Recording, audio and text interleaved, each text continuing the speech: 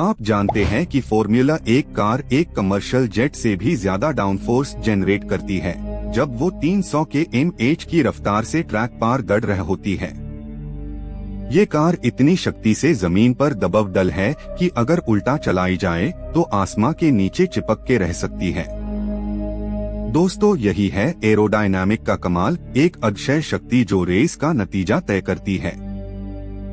आप जब अगले रेस वीकेंड पार फरारी या मर्सिडीज को देखेंगे तो ध्यान रखिए कि उनके हर कर्व पार हव एक गंतव्य अंशसन के साथ बह रह होती है। ये हवा कार के हर स्क्वायर सेंटीमीटर पार 1000 न्यूटन पर मीटर स्क्वायर तक प्रेशर चेंज करती है, जिसे इंजीनियर एरोडायनामिक लोड कहते हैं। ये लोड हाई कार को ट्रैक के साथ चपक के रखता है। फॉर्मूला 1 के इंजीनियर्स ने 1970s में जब लोटस 79 लॉन्च किया तब वर्ल्ड ने पहली बार ग्राउंड इफेक्ट शब्द सुना।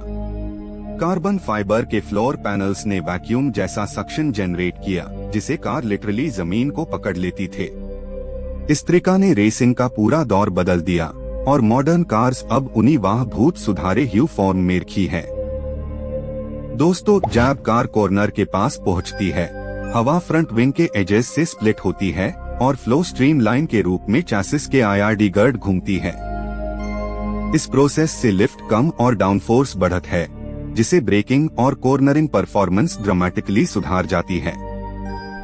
फ्रंट विंग का एंगल 15 डिग्री तक बदल जा सकता है। रियर विंग कार का क्राउन होती है जो हाई स्पीड स्ट्रेट पार कार को जमीन से बंधत है।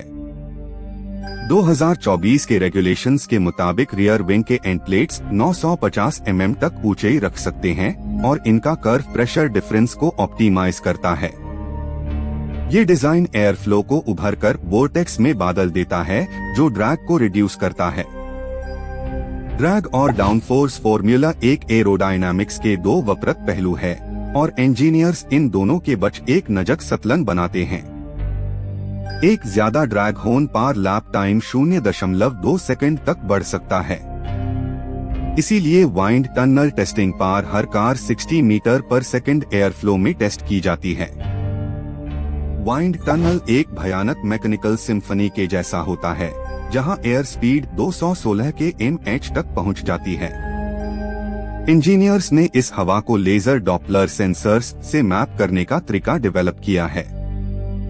हर पार्टिकल के मोशन को डेटा फॉर्मेट में रिकॉर्ड कर लिया जाता है जिसे कार के शेप को रीडिजाइन किया जा सके। आपको पता है फॉर्मूला 1 के CFD सिमुलेशंस एक सुपर कंप्यूटर पार होती है जो 1 सेकंड में 3 ट्रिलियन कैलकुलेशंस करत है। Computational fluid dynamics air flow के डिटेल्ड मॉडल्स क्रिएट करता है और विंग के हर कर्व को नैनोमीटर प्रिसिजन तक सिमुलेट करता है। ये वर्चुअल विंड टनल कॉस्ट और समय दोनों बचता है। फॉर्मूला 1 कार्स में बार्ज बोर्ड्स और वोर्टेक्स जनरेटर्स 2010s तक बहुत इम्पोर्टेंट था। ये डिवाइसेस एयर फ्लो को बॉडी के पैरेलल गाइड करते हैं ताकि रियर डिफ्यूजर में टर्बुलेंस कंट्रोल रह सके। अब इनका मॉडिफाइड वर्जन फ्लोर के नीश रंबल क्रिएट करता है जिसे सक्शन इफेक्ट बढ़ जत है। डिफ्यूजर का रोल समझना जरा जरूरी है क्योंकि ये कार के पीछे नेगेटिव प्रेशर जोन क्रिएट करता है।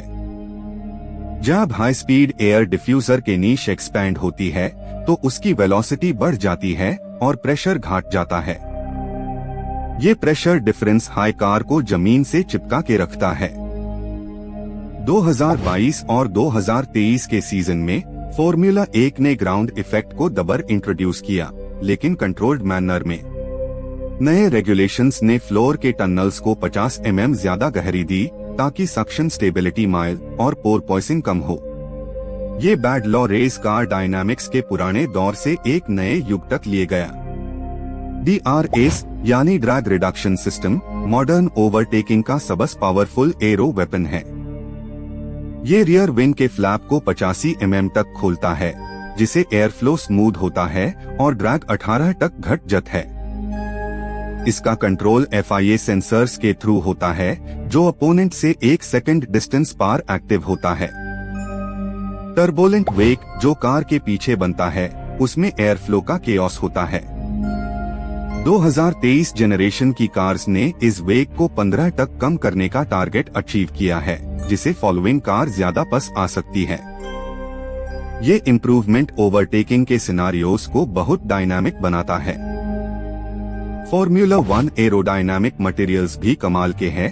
कार्बन फाइबर कॉम्पोजिट पैनल्स सिर्फ 1.6 मिलीमीटर मोट है, फिर भी ये 250 डिग्री सेल्सियस तक तापमान सहन करते हैं। इस भरोसे से ही इंजीनियर्स एग्रेसिव शेप्स और टाइट एयर चैनल्स डिजाइन कर पाते हैं। आपने शायद कभी देखा होगा कि पिट क्रू कार के ब्रेक डक्ट्स पर टेप लगाता है। ये आम एडहेसिव नहीं बल्कि टेम्परेचर रेजिस्टेंट फिल्म होती है जो एयर फ्लो को रीडायरेक्ट करती है। 900 डिग्री सेल्सियस पार भी ये मटेरियल जाता नहीं और एरो बैलेंस बनाए रखता है। एरोडायनामिक बैलेंस हर ट्रैक पार बदल जाता है। मोनाको जैसे स्ट्रीट सर्किट्स पार हाई डाउनफोर्स कॉन्फ़िगरेशन रखा जाता है, जबकि मोन्जा पार लो ड्रैग सेटअप चाहिए होता है। इंजीनियर्स कंप्यूटर सिमुलेशन और टेलीमेट्री डेटा के थ्रू हर रेस के लिए प्रोफाइल ट्यून करते हैं। फॉर्मूला 1 इंजीनियर हर सेशन के बाद एरोडायनामिक प्रेशर मैप के मिलियंस डेटा पॉइंट्स एनालाइज करता है। उनकी स्क्रीन्स पार स्ट्रीमलाइन और टर्ब्यूलेंस के पैटर्न्स रगन नदय की तरह दिखता है। ये ही डिजिटल नकश बतत है कि कहाँ लॉस है और कहाँ गेन। एरो एफिशिएंसी मेजर्ड होती है लिफ्ट टू ड्रैग रेशियो से, जिसका आइडियल नंबर 41 के आसपास होता है। फॉर्मूला 1 कार इस रेशियो को कंटिन्यूअसली एडजस्ट करती है डिपेंडिंग ऑन फ्यूल लोड और टायर वेयर। हर रेसिंग स्टिंट में एयर फ्लो डायनामिकली बदलत है।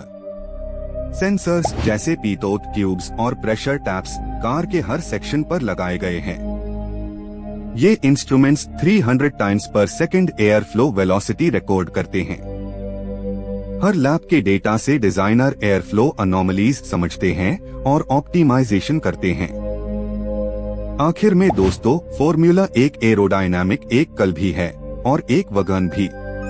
जब कार 5G के कॉर्नरिंग फोर्स के साथ ट्रैक पार मड़त है तो हवा और जमीन के बच एक अक्षय हैंडशेक होता है। यही हैंडशेक रेस के वजत और हरन वल का बच फर्क बना देता है। तो आप सोचिए, जब अगल बर फॉर्मूला 1 कार सर्किट पार नकलक, तब हवा के माइक्रोस्कोपिक कण उसके बॉडी पार नच रहे होंगे। हर कर्व, हर विंग और हर कॉन्टूर एक साथ मिलकर एक सिम्फनी रच रहे हैं। इसे समझने का सफर हमेशा चलते रह चाहिए, क्योंकि ये सिर्फ स्पीड नहीं, ये प्रिसाइज हव का बगन है।